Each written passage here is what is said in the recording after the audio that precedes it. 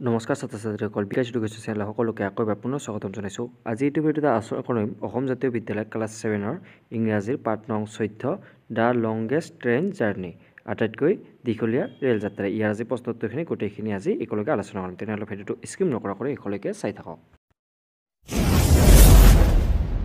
প্ৰথমে কৈছে যে 1 নম্বৰত যে answer the flowing questions in complete sentence. কৈছে যে তলত দিয়া প্ৰশ্নবোৰৰ উত্তৰ সম্পূৰ্ণ বাক্যৰে দিব। ইয়াৰে প্ৰথম এ নম্বৰ প্ৰশ্নটো দিয়া আছে যে আমাৰ এ নম্বৰ প্ৰশ্নটো কৈছে যে what is the summer destination of the narrator. কৈছে যে কথকৰ গ্ৰীষ্মকালীন গন্তব্যস্থান কি? ইয়াৰ উত্তৰটো লিখিব লাগিব যে Kanyakumari is the summer destination of the narrator. কৈছে যে কন্যাকুমাৰী কথকৰ গ্ৰীষ্মকালীন গন্তব্যস্থান এনেকৈ বা এইখিনি লিখিলে হৈ যাব। তাৰপিছত বি নম্বৰ প্ৰশ্নটো কৈছে যে ইয়াৰ পিছতো যে হু একম্পেনিড the narrator in her journey. কৈছে যে কথকগৰাকীৰ যাত্ৰাত কোনে সংগ দিছিল? ইয়াৰ উত্তৰটো লিখিব লাগিব যে এনেকৈ যে Shikha also' accompanied the narrator in her journey. কৈছে যে শিখাও তেওঁৰ যাত্ৰাত কথকৰ লগত গৈছিল এনেকৈ বা এইখিনি লিখিলে হৈ যাব। চি নম্বৰ প্ৰশ্নটো কৈছে যে ইয়াৰ পিছতো যে at what time did the Vivek express arrive at the Guwahati railway station. কৈছে যে ভিভেক এক্সপ্ৰেছখন কিমান সময়ত গুৱাহাটী ৰেলৱে ষ্টেচনত উপস্থিত হৈছিল? ইয়াৰ উত্তৰটো লিখিব লাগিব যে এনেকৈ যে at 11:45 AM the Vivek express arrive at the Guwahati railway station. কৈছে যে পুৱা 11:45 বজাত ভিভেক এক্সপ্ৰেছ গুৱাহাটী ৰেলৱে ষ্টেচনত উপস্থিত হয় এনেকৈ বা এইখিনি লিখিলে হৈ যাব। তাৰপিছত ডি নম্বৰ প্ৰশ্নটো কৈছে যে ইয়াৰ পিছতো যে ডি নম্বৰটো name the bridge over the mighty river Brahmaputra mentioned in the lesson. কৈছে যে পাঠত উল্লেখ কৰা মহান ব্ৰহ্মপুত্ৰ নদীৰ ওপৰত থকা দলংখনৰ নাম লিখা। ইয়াৰ উত্তৰটো লিখিব লাগিব যে এনেকৈ the bridge Naranarayan Setu the mighty river Brahmaputra mentioned in the lesson. কৈছে যে পাঠত উল্লেখ কৰা দলং নৰনাৰায়ণ সেতু মহাশয় নদী ব্ৰহ্মপুত্ৰ এনেকৈ লিখিলে হৈ যাব। তাৰপিছত ই নম্বৰ প্ৰশ্নটো কৈছে যে ইয়াৰ পিছতো যে which is the most expensive luxury train in India. কৈছে যে ভাৰতৰ আটাইতকৈ দামী বিলাসী ৰেল কোনখন? ইয়াৰ উত্তৰটো লিখিব লাগিব যে এনেকৈ যে Maharaj express is the most expensive luxury train in India.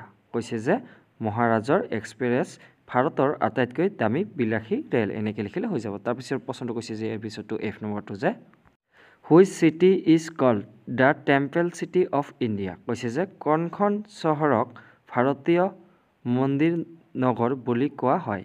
ইয়াৰ উত্তৰটো লিখিব লাগিব এনেকৈ যে Odisha city called the temple city of India. কৈছে যে ওড়িশা নগৰ বুলি কোৱা হয় ভাৰতৰ মন্দিৰ নগৰ এনেকৈ লিখিলে হৈ যাব। তাৰপিছত প্ৰশ্নখিনি কৈছে যে ইয়াৰ পিছত 2 নম্বৰখিনি যে what are the landmarks of Kanyakumari. কৈছে যে কন্যাকুমাৰীৰ লেণ্ডমাৰ্কবোৰ কি কি? ইয়াৰ এনচাৰটো লিখিব লাগিব এনেকৈ যে the landmarks of Kanyakumari are the Thiruvalluvar statue the Vivekananda rock memorial the Gandhi memorial mandapam the tsunami memorial park its. কৈছে যে কন্যাকুমাৰীৰ লেণ্ডমাৰ্কসমূহ হ'ল তিৰুবল্লুবৰৰ প্ৰতিমূৰ্তি, বিবেকানন্দ ৰক স্মাৰক, গান্ধী সৰণি মণ্ডপম, ছুনামি সৰণি উদ্যান ইত্যাদি এনেকৈ লিখিলে হৈ যাব। তাৰপিছত প্ৰশ্নটো কৈছে যে ইয়াৰ পিছতো যে 3 নম্বৰটো যে right about the Vivek express. কৈছে যে ভিভেক এক্সপ্ৰেছৰ বিষয়ে লিখা। ইয়াৰ এনচাৰটো লিখিব লাগিব এনেকৈ যে